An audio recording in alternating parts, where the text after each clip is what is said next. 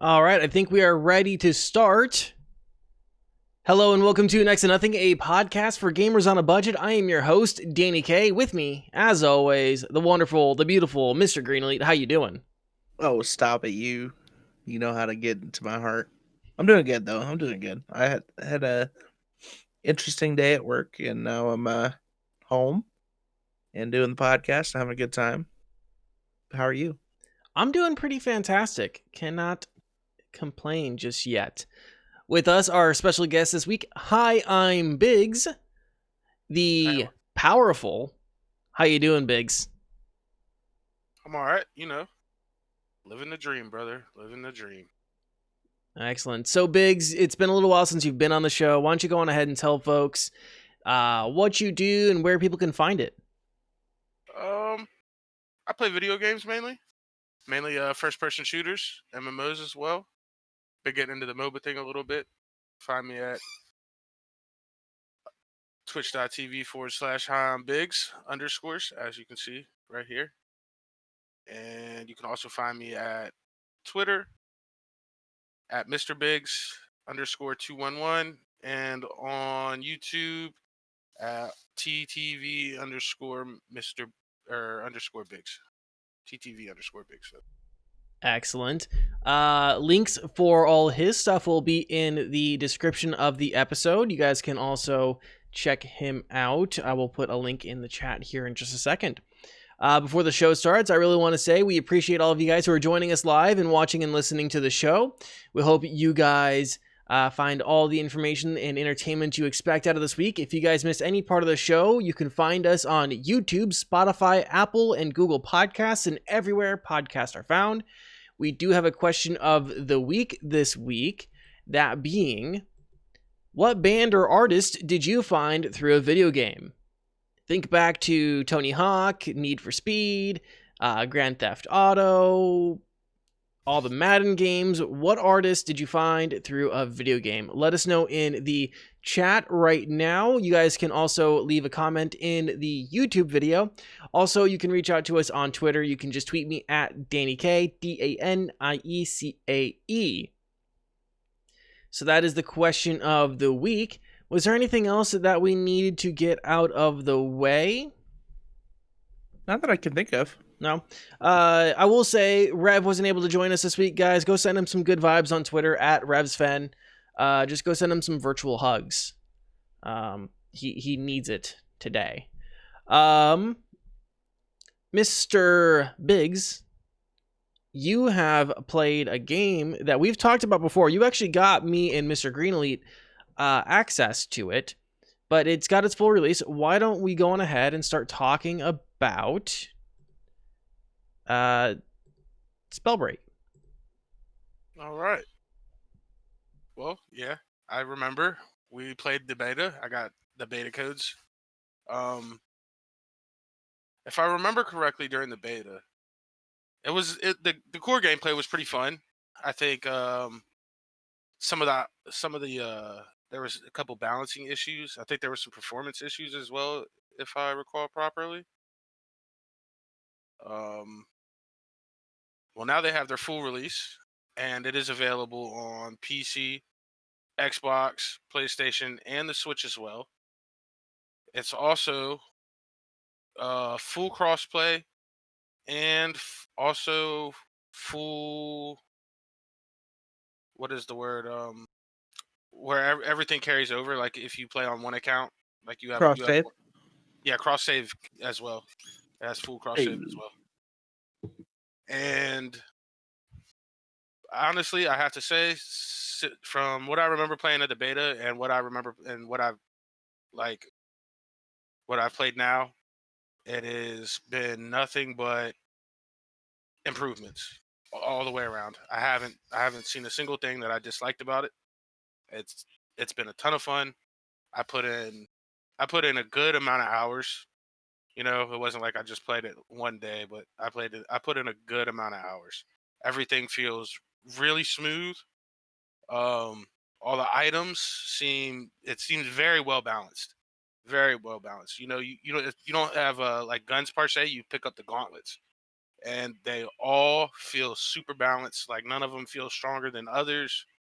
You know, they're all very situational, and I've just been having a blast with it. It's free to play. Definitely, you should go pick it up, try it out. Like I said, it's on all platforms. It's also cross-platform, so you can play with your friends on PC, like me, or PlayStation, or Xbox, whatever. Um, I specifically remember because I play PC games with controller mainly, and I specifically remember when I played during the beta, it seemed a little sluggish, and like there was some uh like maybe some input lag, and I did not have that at all this time. It felt super smooth on the controller. Uh, it kind of feels like there may be a little too much aim assist. I think that might be my biggest gripe. Is there feels like there might be a little too much aim assist. Yeah, should we real quick with Spellbreak? We have reviewed the game before, but did we kind of get into what Spellbreak is and what kind of game it is? Like the gameplay Yeah, loop. I guess that is good. Solid. Yeah. So Spellbreak, like I said, we've reviewed it before. It's a third-person battle royale. It's available on all the platforms that Big said. I will say it is only through the Epic Games Store right now. And instead of using guns, you use gauntlets and cast spells, which interact with each other. So you can make like acid fire and poison tornadoes and stuff like that. For anyone that is interested in playing on PC, the minimum requirements is 64-bit Windows 10, an Intel Core i5 6400 CPU at 2.7 gigahertz, 8 gigs of RAM, and an NVIDIA GeForce GTX 640 or the Radeon R7 GPU. It doesn't say how much... Oh, I'm sorry. No, 8 gigs RAM. No, it doesn't say how much you need on your hard drive. Why, Epic? Why? I want to say the download was it was slightly under 7 gigs. I'll tell you here in a second. Yeah, I it's think if it's I wanna say slightly it's under like 7 gigs, that's not terrible. But it should be listed on the specifications on the Epic Games Store. I'm surprised that it's not. Yeah. So you said, yeah, things are 12.6 12.6. gigs. 12.6. That's still Yeah, not that's terrible. what I have. That's what I have on my hard drive right now. I don't know if that is including like the actual release update. Mm-hmm. I haven't opened Epic Launcher in a hot minute. Well, you know what? I guess I could check that out. But you said that it's been cleaned up quite a bit. Not a lot of like I remember some performance issues. Especially when things got super chaotic, like when you're doing like acid tornadoes and like green fire everywhere and like people are sliding around on ice. I remember it started to drag a little bit on the system, but you said that's been mostly cleaned up.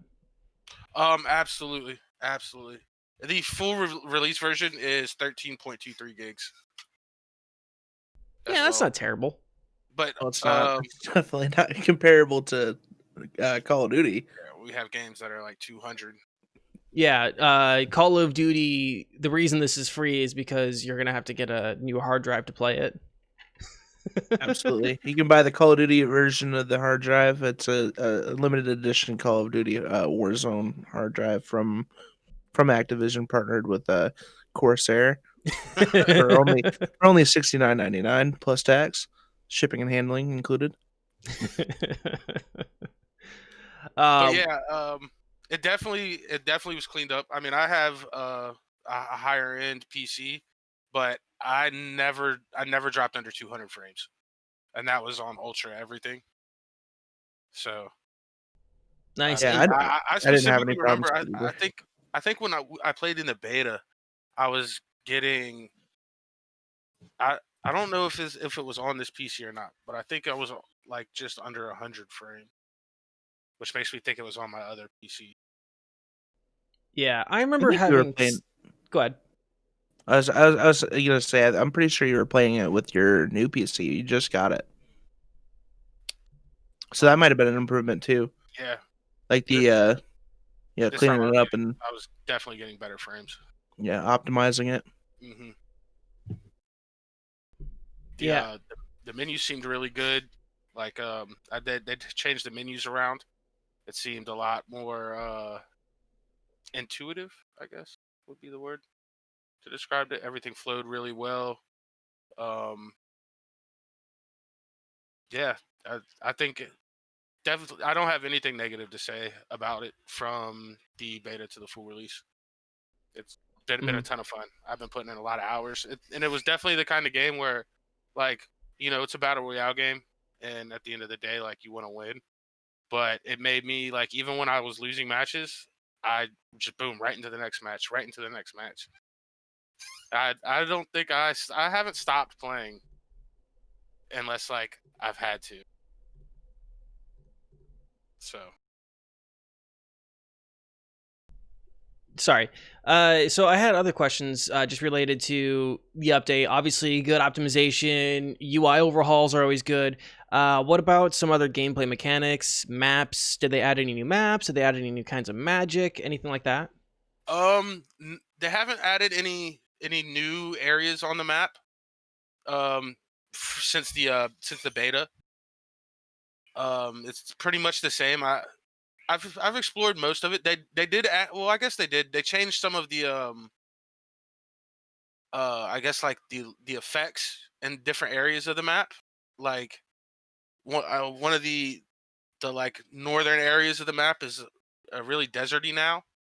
And then like as you can see in the clip that's playing right now, this is the general look of the map. But there is a like a deserty area, as well as there's like a nighttime area of the map, and there's also a stormy area of the map. So Yeah, Okay. definitely a lot more open world, like weather changes and stuff like that that they seem to add into it too. Or I haven't seen any like dynamic weather. It's just once you cross over that threshold from like one area of the map to the next, you will like you'll gradually see that the weather is like changes. So it's not dynamic. I'm pretty sure it's um like keyed confined to to that yeah, region of the map. keyed to a specific area. Yeah, yeah. Uh, Dynamic weather, I think, would definitely be a cool thing, so, especially if they can make it so um this game is like there's combos that you can do with the different types of magic. So if you make like a wind tornado and you shoot the acid at it, it'll become an acid tornado. And I think they could probably do some pretty cool weather effects to add to that. I think that would probably be pretty cool. I mean, it is made by Epic, so really, there's no telling what they could do. They go all out with stuff like this. Yeah. So, I mean, if I remember correctly, it was like ice, fire, acid, wind, and earth. And that still like the only elements they or magics they have in here? Did they add anything extra? Yes, that's still the only ones. And then they have the different tiers of the gauntlets that you can get. Um, they have the common version, the uncommon version, the rare version, the epic version, and then if you get lucky, you can find legendary versions, and it'll affect your cooldown and slightly increase damage or rate of fire, things of that nature. Um, they they did seem to like they changed some of the rune abilities, which are kind of like most of them are movement abilities, so you can find different runes. And one of them, like a big one, is one of them gives you flight, so you'll pretty much, yeah, fly through the air for a set amount of time. And so they changed some of the way that they interacted, and they did add two two new ones, either two or three new ones. And they also changed up some of the combos, how some of the different gauntlets interact with each other. Like now, if you use the Earth Gauntlet, if you put a and if you use the Earth and the Fire Gauntlet, if you put the wall of flame down and then smash the ground, it'll shoot through the wall, and like the projectile will turn into like a flaming piece of earth. So they changed some of the way that the gauntlets affect each other.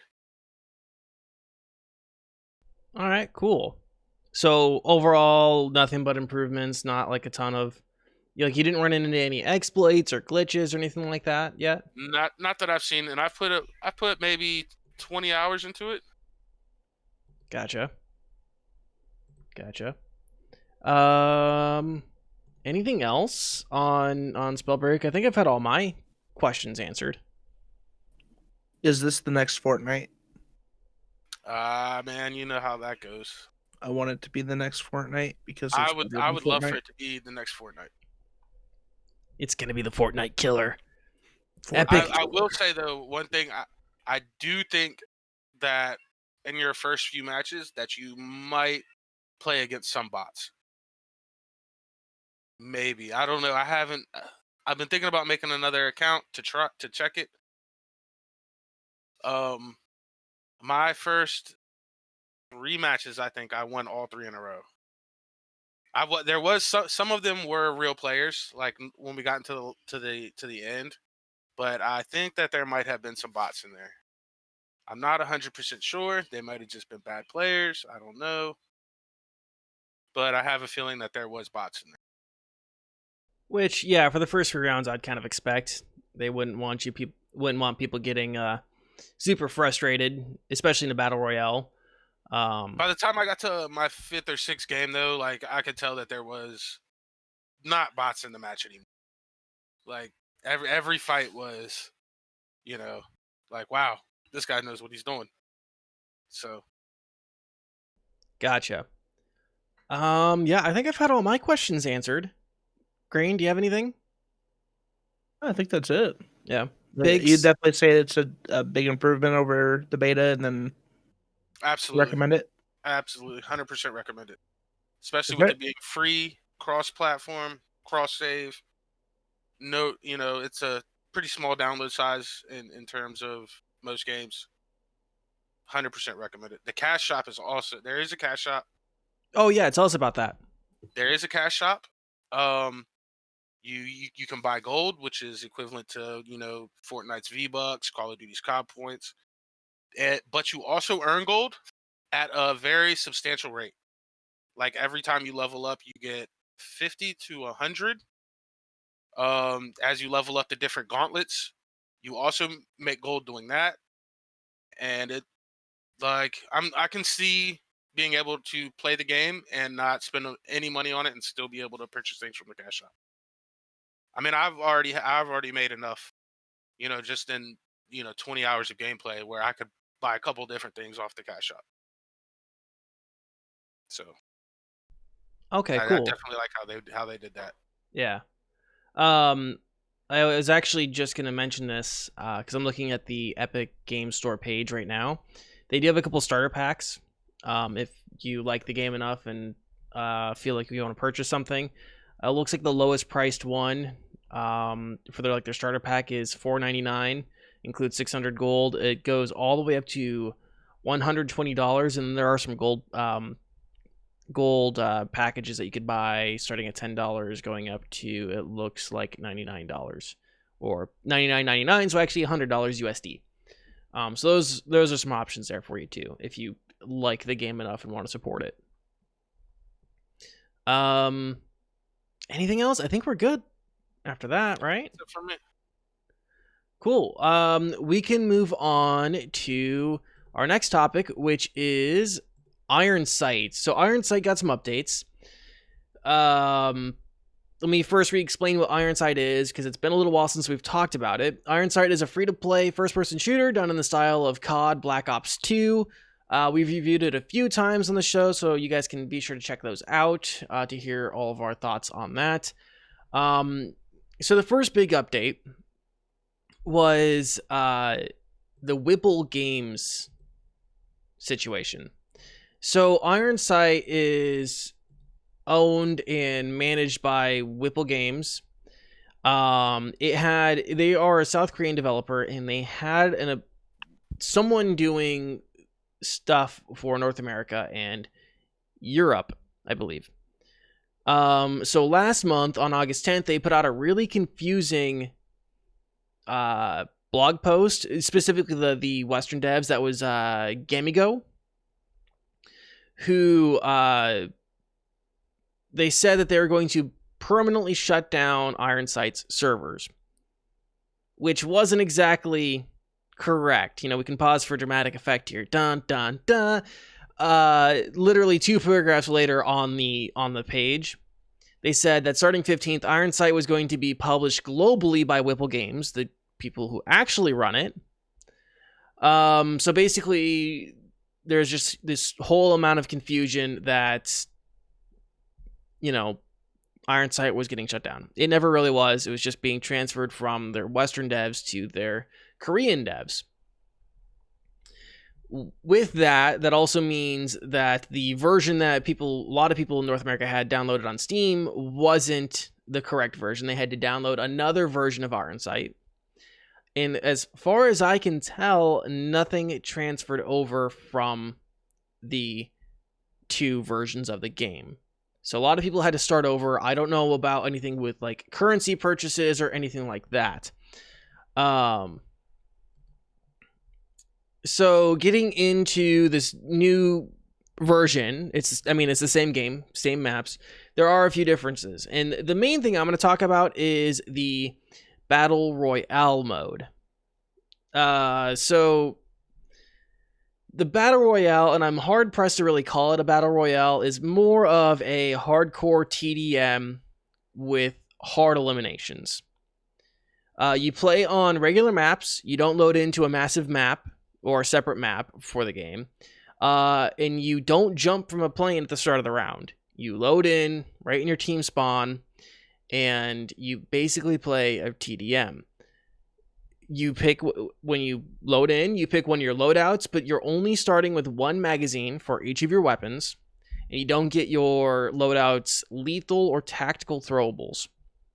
So you have to go out and pick up throwables and ammo off the ground. You can loot drones and other items from the boxes around the map, and you have to eliminate the enemy team. When you go down or when you lose your health, you go into a bleed out state, and you can be revived by teammates. There are also a couple items that are unique to the game mode, including an AoE healing grenade and a single-use health syringe. The map slowly shrinks, forcing you and the enemies to fight in a tighter and tighter circle. So that's the Battle Royale mode. It's Battle Royale. It's not a free-for-all, which to me, a free-for-all or some sort of team free-for-all has to be like, it's like a tenet of Battle Royale games. So my first impressions or opinion really of the game is, overall, the game doesn't really play that much differently than a standard TDM. Games are fast, and I actually kind of enjoy it. It's actually pretty fun. I do find that the game mode does have a little bit of a waiting time. It's not the most popular game mode on Ironsight for sure. But it isn't like a terrible wait. I don't think I ever waited for more than 5 minutes, and I've never failed to find a lobby.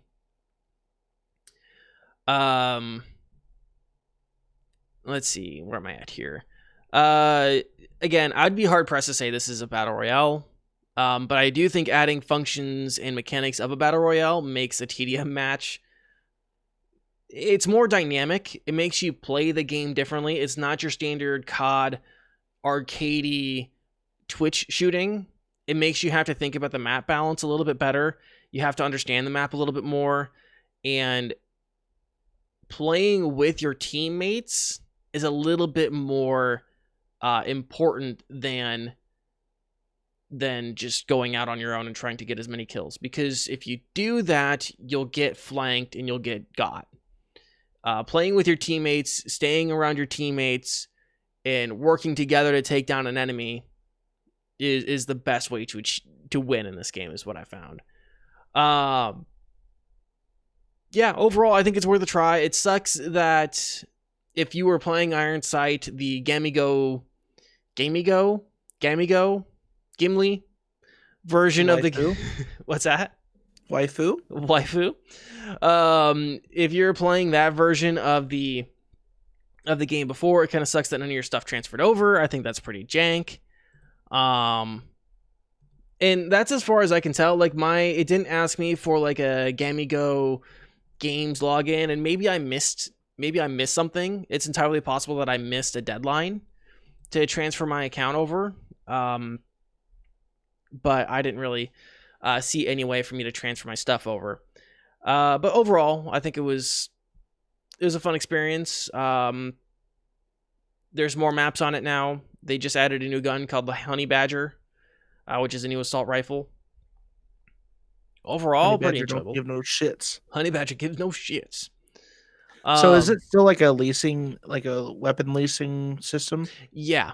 It is still like a weapon leasing system where you have to unlock and then repair the guns. They are still pretty generous with their currency, so you just got to play and repair the weapons as you get them. I know I'm not a huge fan of that either, but the caveat to that is that they are at least generous with the regular gold. One thing I did see that was missing was like their 1v1 mode is gone, like their duel mode, which I'd rather see that come back. I don't know if that's just like a seasonal thing, but I'd like to see that come back at one point because the 1v1 mode is pretty dope. Yeah, that's about it. There's not much else to really say. I mean, the guns are still the guns. The game still feels like Call of Duty Black Ops 2, which I know we've kind of hammered on that before, but if that's something you're looking for, going back to that kind of game style, that arcadey, twitchy, and it's free, and runs on a variety of machines. I'll have to look up the requirements again, but it runs really well. Actually, I played that on my old PC, and that thing is, oof, it was pretty rough. I had a 1050 Ti in that, and it ran at 60 frames. Yeah. Okay. So Call of Duty Black Ops 2 on Steam right now is $59.99. Still? Yeah. When was that released? That was released what? 2013? 2012? 2012. Yeah. And it is, every single lobby is like cheat lobbies. It's terrible. You can get the digital deluxe edition for $79.99. Oh boy. This is on Steam though. I don't know if Activision, like Blizzard, has a different pricing because they don't have the game at all. Holy shit. Well, damn. If you want to play it on PC, you can either spend $59.99 for the original release that was released November 12th, 2012, or you can play Ironsight. Yeah, let me read the minimum required specs for Ironsight for anyone who might have missed our first review. Windows 7 processor, Intel Core 2 Duo E7500, 6 gigs of RAM. Graphics card recommends a GeForce 9600 GT with 8 gigs of space available on the hard drive. The recommended is an Intel Core i5, 8 gigs of RAM, NVIDIA GeForce GTX 650, and 10 gigs of space available on the hard drive. That's what it recommends. Potato. Yeah, it's not too bad, like, graphically. No. The game's actually quite fun. Mm-hmm. I've played it, quite a bit of it. Yeah, the game feels good. I never, the game, it's well done. It feels good. I don't really have that many issues with the game itself, other than its monetization scheme of, trying to get you to buy guns. But I thought, when I played it, it felt slow. Like the controls felt slow. And I don't know if it was, a sensitivity thing, because I use keyboard and mouse. It almost felt like the keyboard was a little less responsive than what I would like it to be. But that's that and the monetization thing is the only gripe I had about it. It still played fine, but it was fun. It was just, it felt slow to me. Yeah, I have seen moments playing around with my sensitivity. Sometimes my mouse feels a little sluggish, but never that often. And I have a wireless setup for keyboard and mouse. So it could be related to that, maybe some input latency just due to my wireless stuff. But I've never noticed anything that was super, super, super why am I not moving fast? It always felt like maybe like a little bit of input latency, but that could be due to my wireless setup. But I don't think, yeah, and I'm thinking back, I don't think I've really dipped below 60 frames at 1080p, and like my settings are all cranked, so it's worth trying out for sure. And I think the battle royale mode, again, don't go into it thinking it's going to be like PUBG or Warzone, because it's not. It's not a battle royale, but it is an interesting way to play a TDM match. Anything else? I might play it tonight. We gonna squad up, Biggz? Maybe. Yeah. Anything else on Ironsight? No, not that I can think of. That's kind of got me. Actually, while watching the clip, it made me want to go back and play it. So yeah. I think I am going to check that out tonight. Awesome. So I think we'll go into our first news story, and then we'll take a short break after that. You guys down for that? Absolutely, of course. All right. So this Lay it is on me, baby. So this was a story suggested by Biggz here. So I'm gonna kind of go over it, and then we'll share some of our opinions on it. So we actually talked a few weeks ago about the potential of the Trump administration banning apps like TikTok and WeChat in the States, and specifically businesses doing business with those apps and their parent companies, which for WeChat was Tencent. And we talked all about how, Tencent at that time still has a ton of holdings in technology and gaming. One of the things I will say that we didn't mention in that show is that the Trump administration, and by extension the United States, if they weren't the first ones to do that. That honor would go to India. So, and India has taken more steps, including last week. The Indian government said that it was going to ban 118 apps in the country, claiming they posed national security risks, with 2 apps listed, including PUBG mobile ports, which I will say, I think India has a lot more concern about national security, sharing a border with China, and also having a contested area, which in Kashmir, in which there have been some small skirmishes and disputes with the Chinese. So the developers behind PUBG have now decided to cut ties with their partner Tencent, who owns WeChat and, like I said before, has significant holdings throughout tech and gaming, in order to continue doing business in India. In a quote, they said, the PUBG Corporation fully understands and respects the measures taken by the government, as the privacy and security of player data is a top priority for the company. It hopes to work hand in hand with the Indian government to find a solution that will allow gamers to once again drop in the battlegrounds while being fully compliant with Indian laws and regulations. So like I said, we've talked about this before, specifically for the United States. It's interesting that PUBG and their developers are deciding to do this because, well, it's not that India isn't a major player, but I would have assumed they would have maybe held off on it, maybe taking this one in the chin because of the significant funding they get from Tencent. Yeah, so as we kind of go along here and keep seeing more and more of these policies come up, it's going to, hold a lot of companies it's going to put a lot of companies in a bad position and hold them accountable for their connections to Tencent, especially if it goes the way of Huawei, legally speaking. And it could be disastrous for them because they do have a lot of their they have a lot of their financials tied up with Tencent. And if they have to sever those quickly in order to continue doing business, it could prove to be very disastrous for both companies and consumers. So that's kind of like the whole situation. I'm going to go to Biggz. What do you think?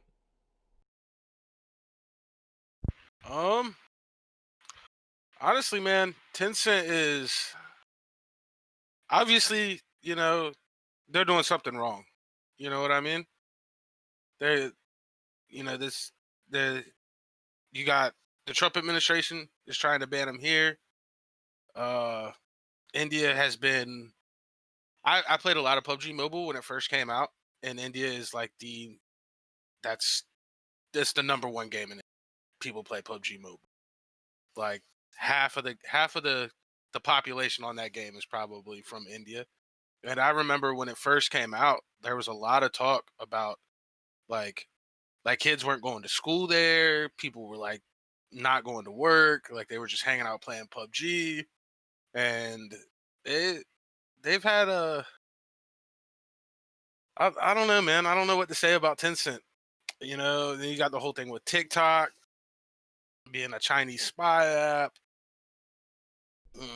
Yeah, I don't know, man. allegedly. Yeah, because why would a political figure want to ban something that talks shit about him on a daily basis? You know, that's not the way they do it. I mean, That's not feasible. there was allegedly a bunch of people from Anonymous that were the first people to leak it like months and months ago. That it was like a Chinese spy app. But then again, what isn't, you know? Yeah, there's a certain amount of it that I'm a little skeptical of the Chinese spy app narrative, because we see it all the time. And is the data that they're collecting any worse than the data that American companies are collecting?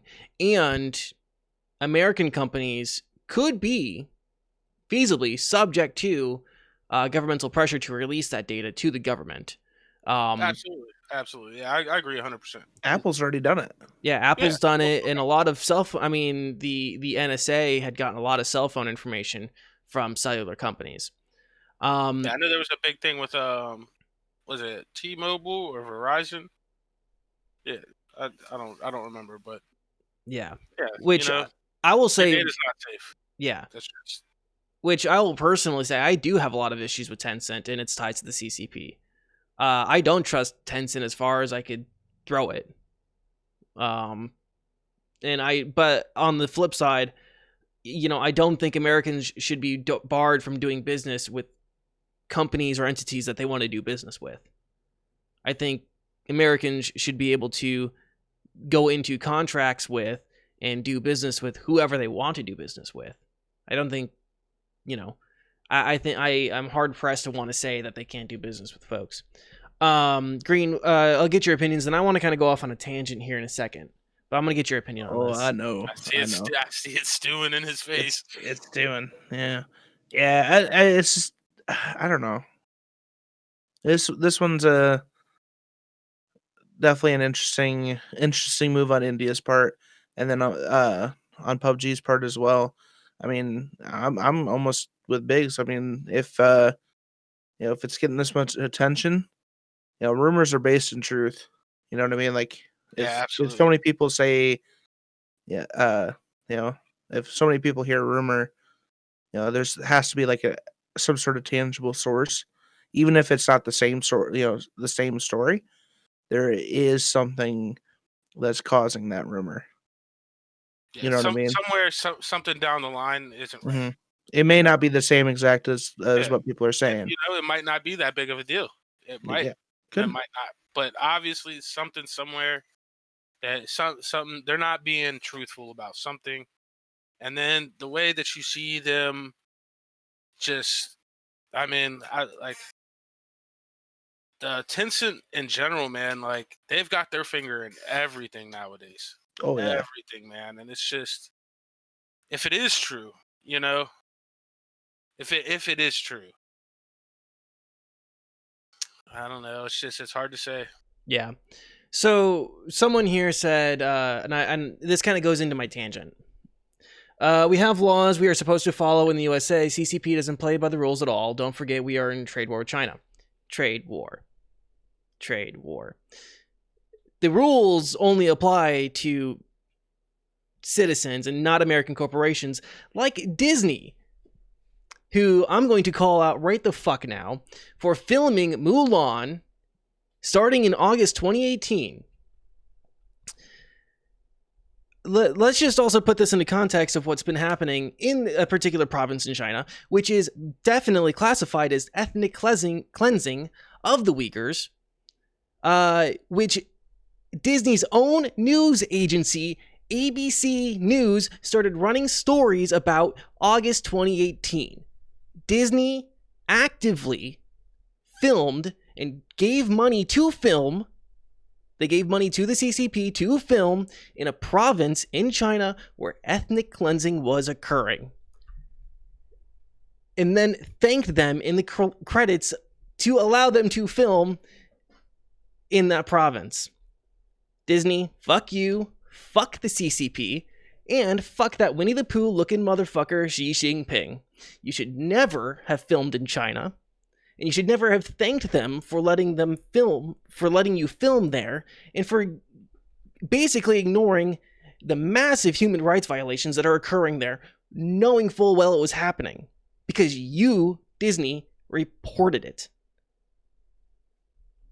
Fuck you. And this, by the way, is all while a trade war is occurring because massive corporations based in the United States aren't barred from doing business with China, but average everyday citizens are.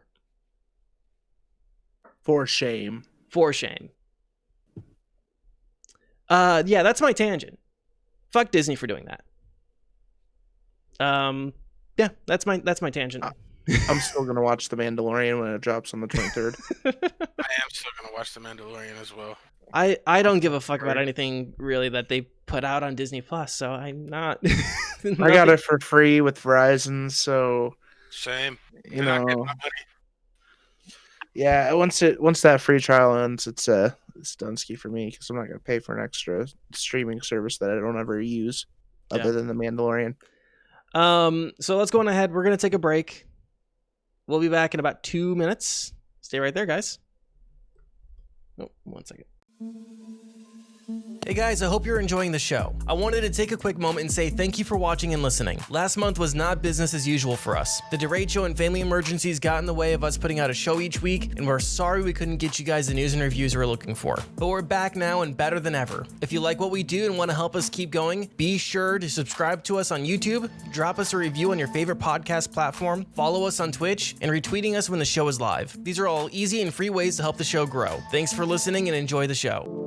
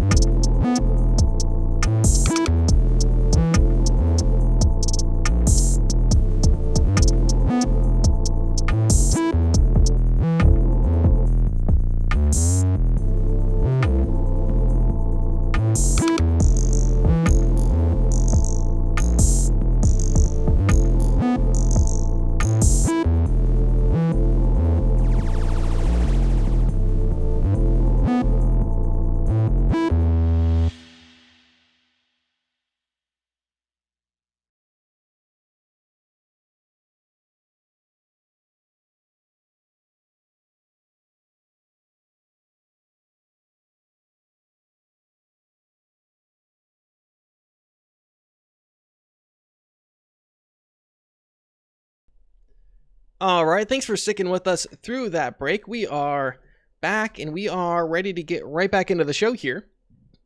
Today's show, by the way, is just going to be a salt factory. You guys ready to get into this next topic? It's all the salt all the time, bro. All salt all the time. Okay, so this next topic is UFC 4 got in-game ads. So UFC 4 by EA Sports was released on August 14th of this year and is currently being sold at $60. Why is that important, you might ask? Well, it seems that EA has decided to put full-on in-game interrupting advertisements in UFC 4 after all the important reviews would have already come out. Players earlier this week started sharing videos and photos of intrusive ads on UFC 4, specifically for Amazon Prime, the show The Boys, which let me just take a quick moment to remind you that if you have Amazon Prime, you can go and connect your Twitch account and get a free sub every month, and you can be sure to subscribe to me, Biggz, or Green Elite. Why do I make that tangent? Because that's how fucking annoying it is to get a full-on advertisement in the middle of your content without warning. The ads Subscribe include to Biggz on YouTube. Subscribe to Danie K Media on YouTube. The ads included a logo on the ring and an ad flashing on the screen, including during the in-game replays, right? So you get like this, oh, look at that takedown, and then like an in-game replay, and then like every time that it would do that, it would be like, watch The Boys on Amazon Prime. And then it would also play a pop-up ad on the player HUD. The best video showing the ads so far comes from Reddit user Wydino on his in his post on the r/asshole design subreddit.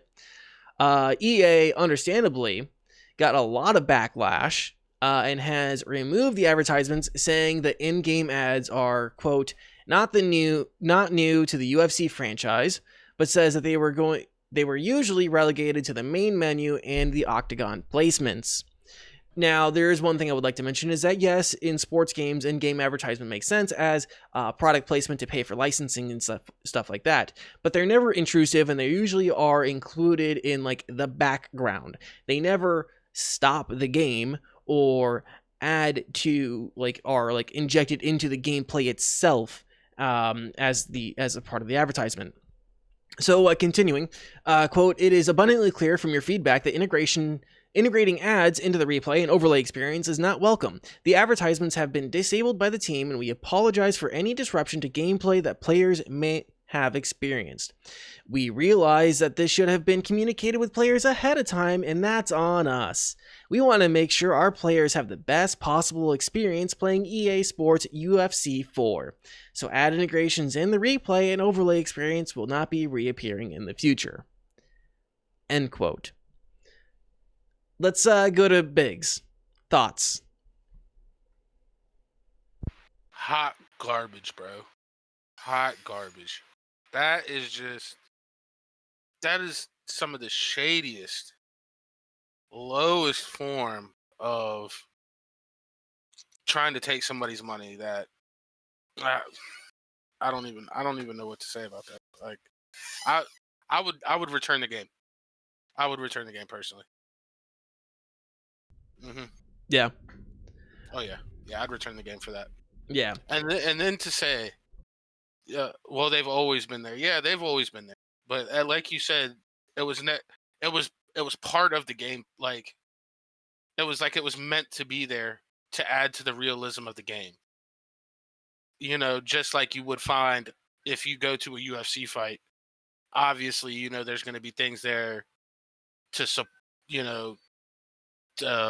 products that support the UFC, you know, and that's how the ads were in the game. Yeah, but I will say, like the background ads, like if it's like Gatorade on like the side of a stadium wall. Exactly. Yeah. It wasn't intrusive. It never entered into the gameplay. It added to the realism of the game, because that's something you would really see. Yeah. You know?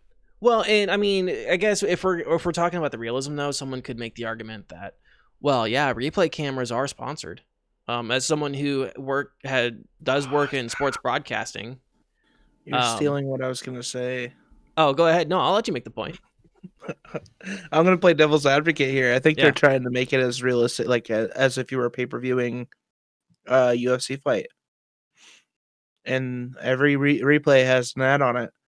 So I can see why they thought they could get away with it. Do I think it's okay? Not really. I think it's kind of shitty. But I mean, to add to the realism because that's their whole goal with the UFC is to make it like you're actually watching like a pay-per-view UFC fight, just you're controlling the fighter. And I can see why. That is stupid, but I see why. Yeah, I think it's a flimsy excuse, though. Yeah. To me, right? So product placement, I'm willing to accept. Excuse me, I'm willing to accept product placement, right? A Bud Light ad, like maybe not Bud Light. I don't think they can. I think if they do Bud Light or like any sort of alcohol, they have to raise the rating. But we'll just say like a Nike product placement or Subway or something like that. We already see that in TV and movies, and it's unintrusive for the most part, except for like the most prominent version or the prominent example that they show in film schools being the Twinkie in Ghostbusters. Imagine New York City as a Twinkie. Yeah. So, but for me, the problem here is it's a $60 game. That's full price. Quality of the game aside, right? We could talk about if UFC 4 is worth the quality. I don't know. I've never played a UFC game. I couldn't tell you if it's worth a fucking $60 price tag. I didn't even know the game was coming out. I didn't either. I like UFC. I didn't know it was coming out. But if you're paying a premium price, you shouldn't get advertisements that interrupt your content or invade your content. Imagine paying the premium price for Netflix and getting ads in the middle of Stranger Things. Hulu. Well, so Hulu, they have the two tiers. Yeah. They have the regular tier, which says, hey, you get this at a reduced price, and then you have the premium tier where you don't get the advertisements. My next point was going to be nowhere on the box or on the Amazon listing, and I searched a couple different times since hearing about this yesterday. Did I see that in-game advertisements were mentioned? Right? It's not on the box or any of the listings that says game will include in-game advertisements. So why wasn't that disclosed to the customer before purchasing? I like that. To me, that was like the big thing. Why were customers not disclosed to that in-game advertisements are going to be included? Just like they have to be disclosed that in-game purchases would be included in the game. To me, there's like it should be one for one. If it includes in-game purchases, it has to be on the box or on the listing. If it includes in-game advertisements, it has to be on the box or on the listing. And then my other big problem with this kind of gets into the content of the game. So the game has a PEGI 16 rating. I think it has a rated T for teen rating in the States.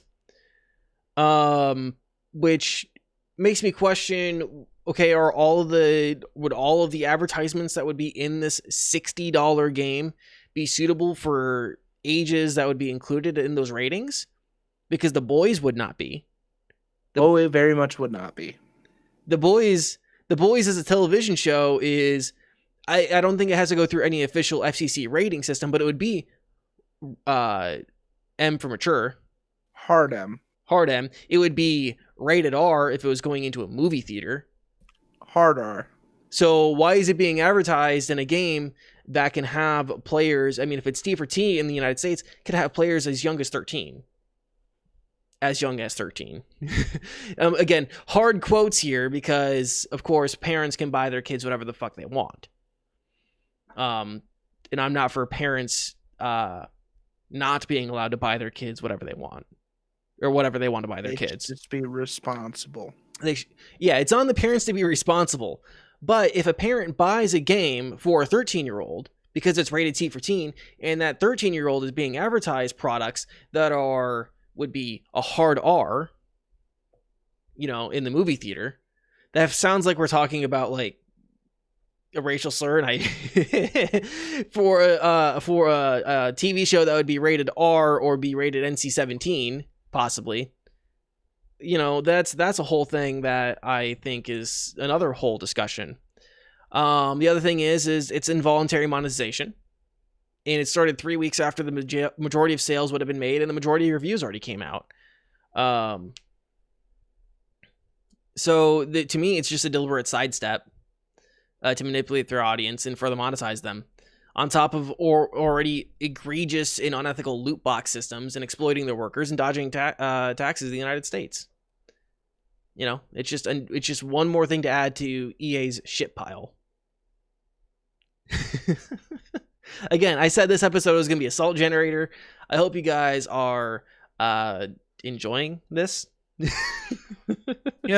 With ads in games, like honestly, like companies like this should like take it serious. Like when they say know when to hold them, know when to fold them, and know when to run. EA is only good at the run. They only know how to run. They put it in. Oh no, our bad. Nope, we're taking it out. Nope. Well, that's it. They don't think beforehand. Like, should we do this? Is this a good idea?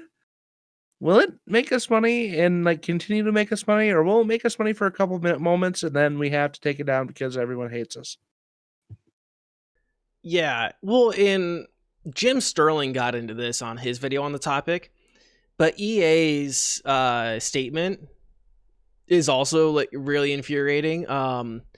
Specifically, we realize we should have communicated with players ahead of time, and that's on us.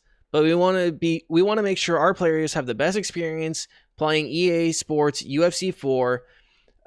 So ad integrations and the replay and overlay experience will not be reappearing in the future. We realize that we should have communicated with players ahead of time, and that's on us.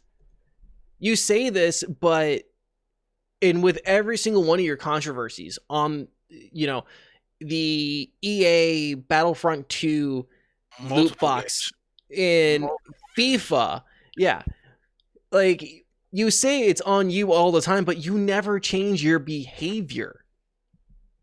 Ever. Like, if it's on you, if you realize the problem is on you and you're not giving customers what you want or what they want, and your behavior sometimes borders on illegal, and it's on you as the company, why aren't you fixing this behavior? I mean, how many times can you accept an apology before now you're just being taken advantage of? Yeah, exactly. But with that, like, while we're on the subject of the EA and their merry band of misfits, like the new Madden game, absolute dog shit. Oh, can I say that? Terrible game. Yeah, no, you can say that. Yeah, this is a fucking cuss zone right here. Yeah, bro. Yeah, I didn't just say fuck the CCP look, like 10 minutes ago. I like sports games. I know the debate has came up about sports games here many times. I'm a sports game fan. Especially like games like 2K. I love 2K. It's an awesome game. Buy it every year. I'm gonna buy it every year. I used to feel the same way about Madden, man, but this time, dude, they just went too far. $69.99. They released this game, and the only difference from last year's game is slightly updated roster and more bugs. The game was plagued with bugs to the point where there's a petition right now to have the NFL stop going through EA to make their games and to go over to the company that does 2K, which I'm all for. Which I'm going to be real honest here. I actually don't have faith in 2K games anyways, because the NBA 2K games are plagued with the same thing. They fucking forgot to take out for like their 2019 version of that game of NBA 2K. They forgot to take out signs that said NBA 2K 2018. And NBA 2K 2020 included in-game ads too. Yeah, and they're in NBA in 2K is saying that they're gonna. I expect that in 2K. I mean, it's the same thing for UFC though, and it doesn't take away the core fun of the game. But I mean, if it's going to be an intrusive ad that literally is like on the they actually. I remember, their ads are more intrusive, absolutely. Yeah. But at the same time, like say their ads for Nike, it goes with the gameplay because your character, when you get out of the game, and your character is walking down the street, and you go to the store and you buy an official, Nike outfit to have your character wear, so it's like. Can I Can I ask you a question real quick? Because, okay, so it's a $60 game. You buy NBA 2K 2020, and they start putting 30-second ads before you can start a game or something like that. If you buy a premium Blu-ray edition, 4K edition of a Star Wars movie, and 20 minutes into the Star Wars movie, it plays a 30-second ad, are you going to be mad about that? Yeah, I'd be pretty hot about that. I'd be pretty hot about it, too. It's the same thing in a fucking video game. I pay $70 for NBA 2K 2020, and then all of a sudden I'm getting a 30-second ad that's not like, right, it's not like it's a Subway banner in the background that's just a baked in product placement like it would be like in a movie. Like, again, going back to Ghostbusters, where, you know, that's one giant Twinkie, right? That's, you know, that's a product placement. That is essentially an advertisement. And I think it is feasible for companies to do that as a form of covering costs. But if I'm paying $60 and my content is getting interrupted, or $70 like some of these companies want to charge now, and my content is being interrupted by advertising, I'm going to be pretty fucking pissed. No, I agree. I just really don't like EA. Yeah. So, as far as I'm concerned, EA does it worse. That's just me though. Yeah. No, But what I mean, that's personally, I try not to. When it comes to sports games, I don't buy them when they're released. I wait until the price drops to buy them, just because they're fun games. But especially for me, like, I need to have like a replay value in games. Like, sports games aren't a game. Like, I'm not gonna play that every day. You know, I might get bored a couple times a week and play like a game, and I can't justify spending full price on a game for that. You know, not when, like, you know, I'm an avid Call of Duty player. I'll play Call of Duty for hours every single day. Every single day. You know, for the same price. And yeah, you know, they come out with a new version every single year too, but I'm going to play that way more. Yeah. I think I've said all I can say on this topic. We'll get some final thoughts here. Green, final thoughts? I just want EA to release DICE and like DICE move away from EA and make like banging Battlefield games without EA. That's all I want. Otherwise, fuck EA. Yeah. Biggz. Fuck EA, bro. My final thought, I'm gonna just say this, is if I'm paying a premium price for a product, I better not be interrupted for fucking ads. That's just it. I mean, put the advertising that you want to put in baked into the content itself. A banner in the fucking background, a dude wearing Jordans, something. But don't interrupt my game for advertisements. Our next story, something a little bit lighter, is we got an Xbox announcement, a surprise announcement from Microsoft, basically after their worst kept secret ever, and they just kind of had to announce it. They so we got it, like I said, it was a surprise announcement after a Microsoft insider named Brad Sams leaked an image of the Xbox Series S, which has been, which new rumors have been floating around for a while about the Series S. My dinner started to fight back there a little bit. So the Series S is going to be a cheaper version of the smaller next-gen console from Microsoft and will be launching next to the Series X. The thing is incredibly small. Did you guys see pictures of this thing? I did, yes. Yeah. Yeah. Yeah, so a lot of the images have been showing it next to an Xbox controller for scale. I was trying to come up with like a size that made sense to describe this thing, but I couldn't really think of anything like that would make like sense. Like maybe like the size of a book. It's like it's like four 13-inch notebooks stacked on top of each other. Yeah, it looked like like the size of you remember the PlayStation 2? Mm-hmm. It looked like in similar size to that. I don't know. It's really small. You can find um a lot of these. You just got to look up Xbox Series S for it. So the Series S is going to MSRP for no phone. You don't need to activate there. I'm on it. No, you're not. Sorry, my phone activated there. So it's going to MSRP for $299 USD and will be in all digital. They are boasting that it will hit a target of 120 FPS at 1440p, as well as support 4K streaming. Also, with this rumor, it's not yet confirmed, but the price for the Series X will be estimated for MSRP $499 USD. One other thing I forgot to mention is that the Series S is going to have like a 512 gig hard drive. So not a very big hard drive in it. Just on its face, what do you guys think? We'll go with Green. I'm still waiting to see what they're doing with the whole possible not running the full Series X games, like a specific game standard. I know we were talking about that a couple weeks ago. Another thing is, I'm wondering if the hard drive space is going to be interchangeable, which I hope they would, with only releasing it with the 512.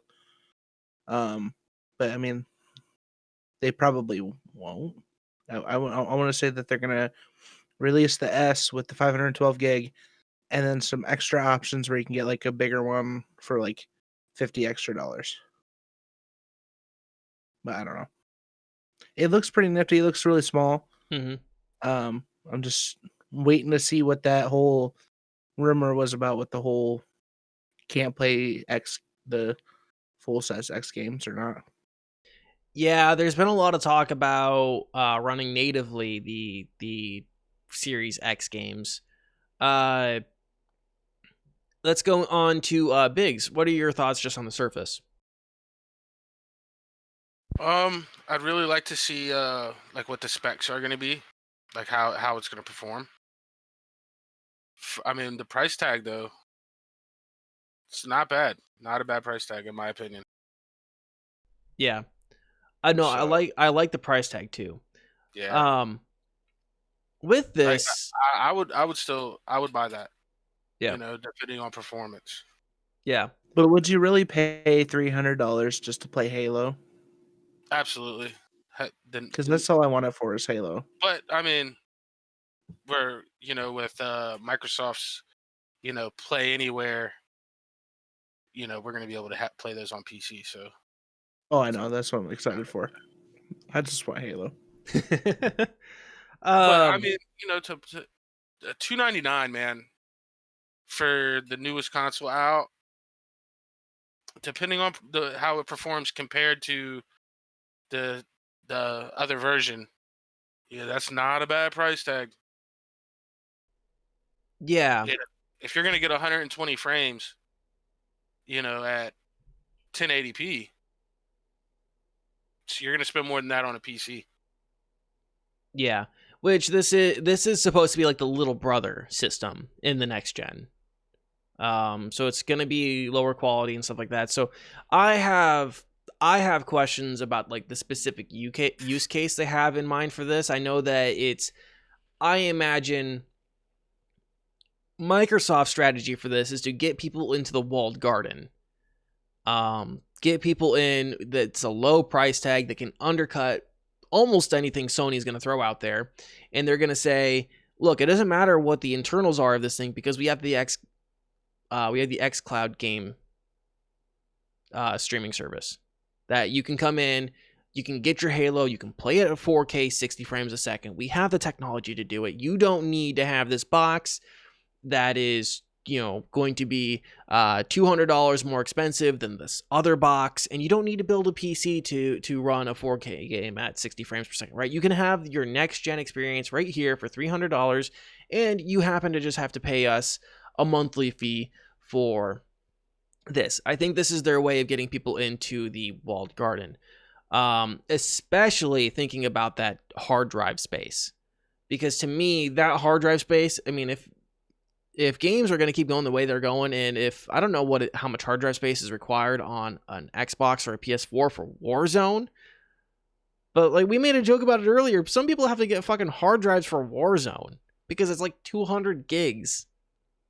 It's ridiculous. So, you download if it's a similar file size for your Xbox or, PS4, you're going to have half your hard drive taken up by Warzone. So the use case I'm kind of curious for. I know from Microsoft, it's definitely like get into the walled garden. We're going to get them in, they're going to use our services for this. Other folks, I can't really imagine anyone except for a casual player who wants a living room console for a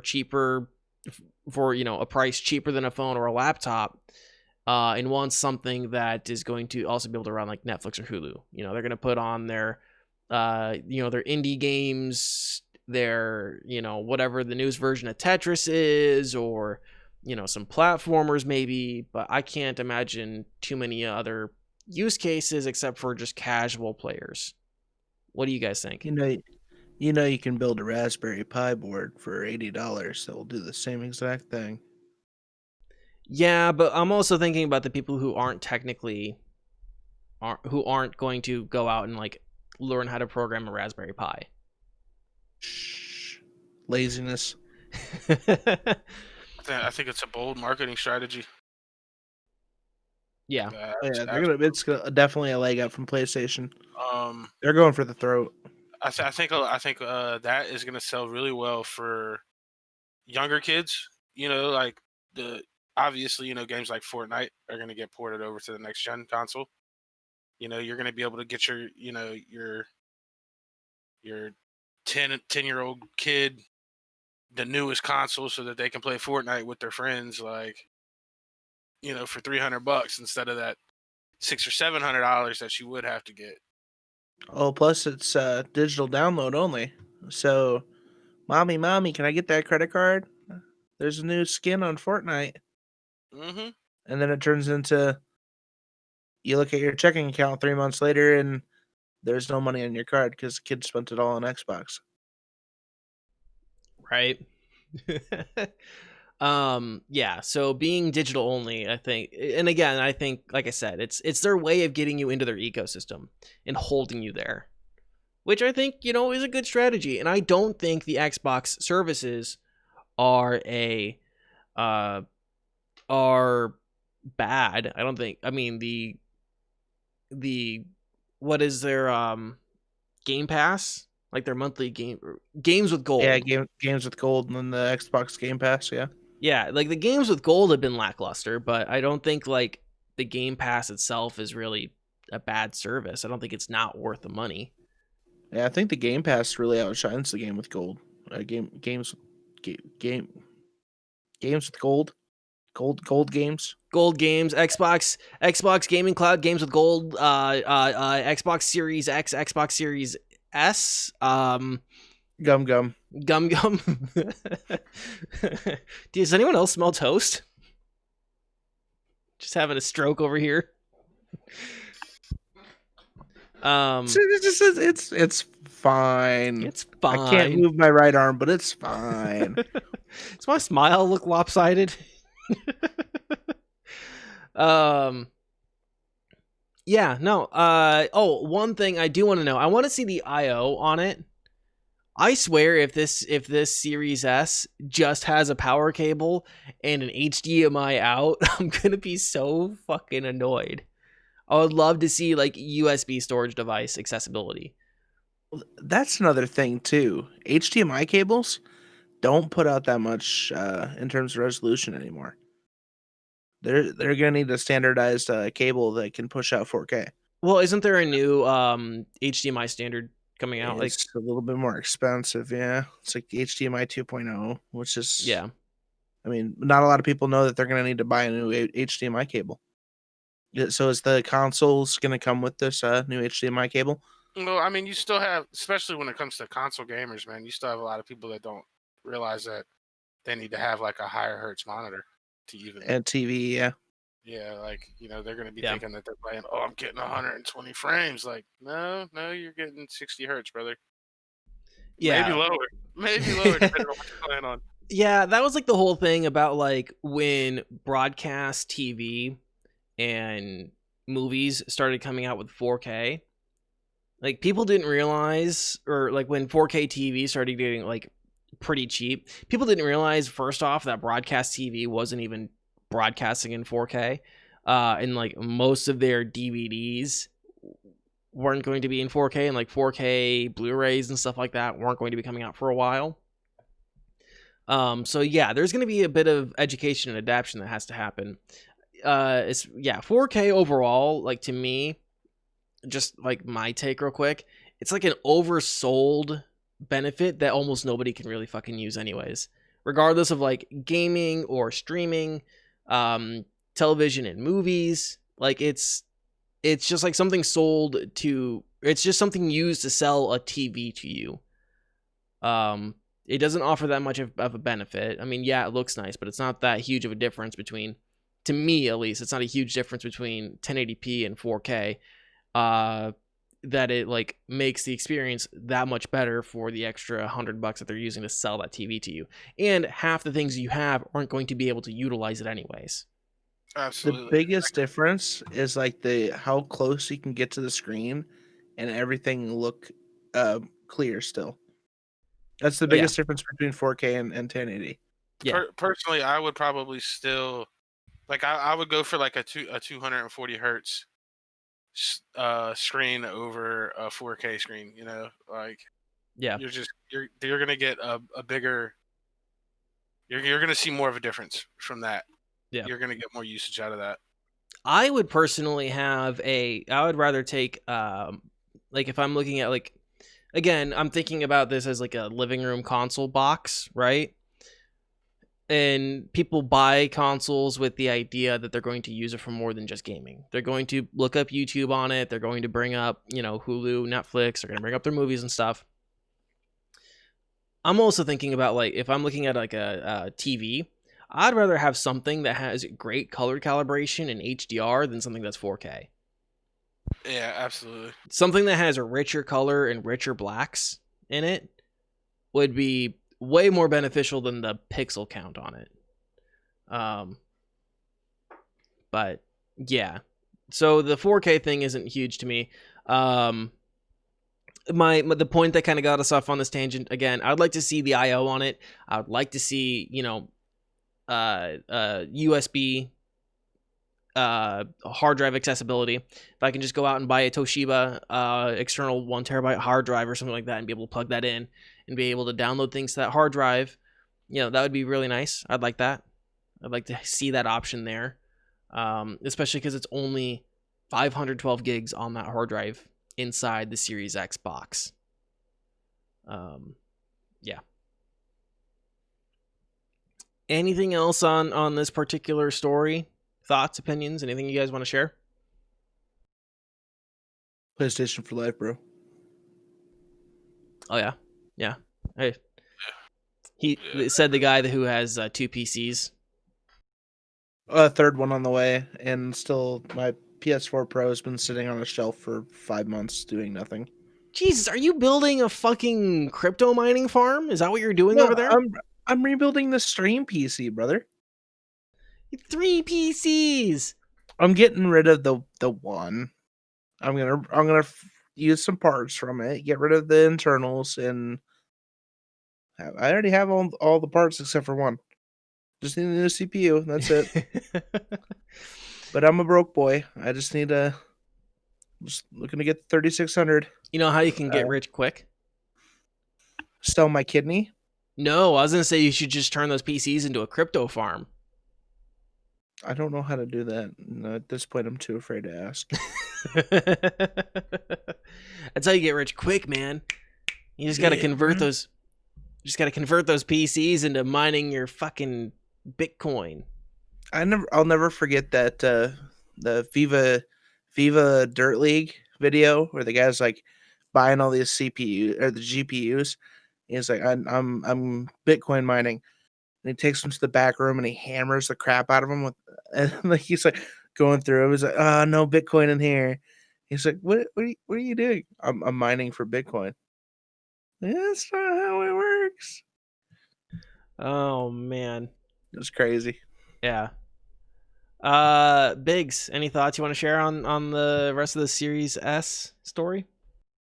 Not really. I think it's a bold marketing plan. Gotcha. We'll see how it goes. Yeah. That's kind of it for the show. Do you guys have anything else you want to talk about quick? Otherwise we can Why start does wrapping your up. mustache look so good? Lots of grooming. I've been Tommy, your mustache is looking real nice too. I've been working on it. I'm a little jealous over here with this little pimp stash and thin ass goatee. Jelly. Jelly. Very jelly. Yeah. Okay, well, let's go on ahead and wrap up the show here. Let's start with Biggz. Biggz, what's coming up on your channel and where can people find you? You can find me at twitch.tv/HiImBiggz. You can also find me on Twitter at Mr. Biggs_211 and on YouTube at TTV_Biggs. My channel's been pretty quiet lately. I've been kind of just popping on random. Haven't been doing anything too special. But here soon I have a ton of content from a ton of different games that I'm going to be uploading to my YouTube channel. So make sure you keep your eye out for that. New Call of Duty coming out. You know, I'll be streaming that, showing you guys how to get nukes. You know, best zero recoil skins, most OP Warzone vehicle skins, all that good stuff. The pros Don't want me forget the banned. riot shields, bro. Yeah, zero recoil riot shields. The pros want me banned. You know, regular stuff. Get it. Mr. Greenlee, what's coming up on your channel? I don't know. I never know. I'm trying to decide what I'm streaming on Wednesday, and then I will be going on vacation for the weekend after Wednesday. So I'm just gonna roll the dice for Wednesday. We'll see what happens. And then I'll be going to a very secluded area from Thursday through Sunday.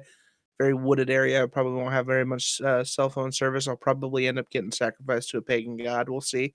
Not sure. But yeah, you can always find me twitch.tv/Mr. Green Elite. Or hit me up on the Twitter, Instagram, Facebook, OnlyFans, Mr. Green Elite. Excellent. I'm going to talk for Rev real quick, guys. I don't know what's going on with Rev or his channel, but you guys can go follow him on Twitter at Revsven, REVSVEN. You can also find him on Instagram. So if you guys want to keep updates with Rev, go find him there. Coming up on my channel, I'm going to be playing Fallout New Vegas. I'm just going to finish Fallout New Vegas. I'm going to play it until I'm done, so I can move on to another single player game. You guys can also find me on Twitch, twitch.tv/DanieK, DANIECAE. You can also subscribe to me on YouTube, Danie K Media, Instagram, and on Twitter at DanieK, DANIECAE. Of course, guys, thank you for watching and listening. We appreciate all of you guys for being here. If you guys missed any part of the show, you can find us on YouTube, Spotify, Google Podcasts, Apple Podcasts, and everywhere podcasts are found. Make sure you guys subscribe and follow. If you guys want to help support what we do, go on ahead and give us a rating and review on the podcast platform of your choice, or go on ahead and like this video and leave a comment down in the comment section of the YouTube video. And of course, our question of the week, once again, is what band or artist did you find through a video game? Answer that in the comments of the YouTube video, or you guys can tweet at us for it. Other than that, guys, we'll see. stay safe. Have a good week. We'll see you again next week. Goodbye. I love you.